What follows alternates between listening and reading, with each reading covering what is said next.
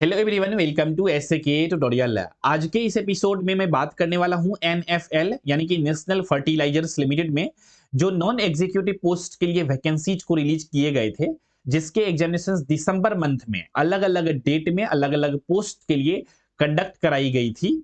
उसमें से कुछ पोस्ट के एग्जामिनेशंस को फिर से कंडक्ट कराए जाएंगे।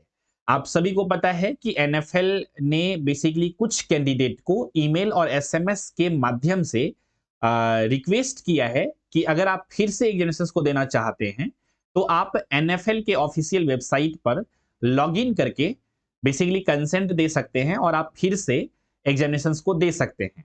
री एग्जामिनेशंस का जो डेट रखी गई है वो 9 मार्च रखी गई है, तो 9 मार्च को एग्जामिनेशंस होने वाले हैं।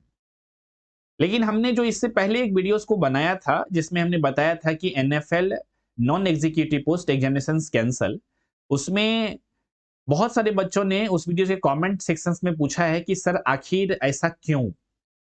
तो सवाल जेन्युइन है कि ऐसा एनएफएल को क्या नौबत आ पड़ी कि कुछ पोस्ट के लिए एग्जामिनेशंस को फिर से इन्हें री एग्जामिनेशंस कराने के लिए कैंडिडेट से कंसेंट लेना पड़ रहा है।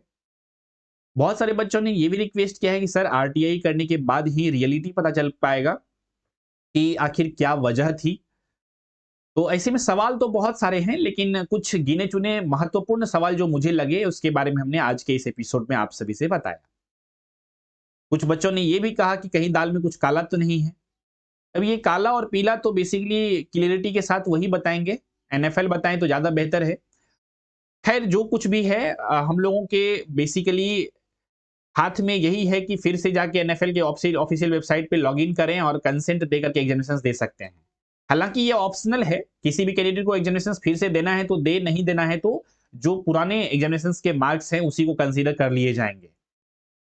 तो सवाल ये भी है कि सिर्फ यही 2 पोस्ट के लिए तब फिर क्यों एग्जामिनेशंस को रिकंडक्ट कराने का, री एग्जामिनेशंस कराने के लिए?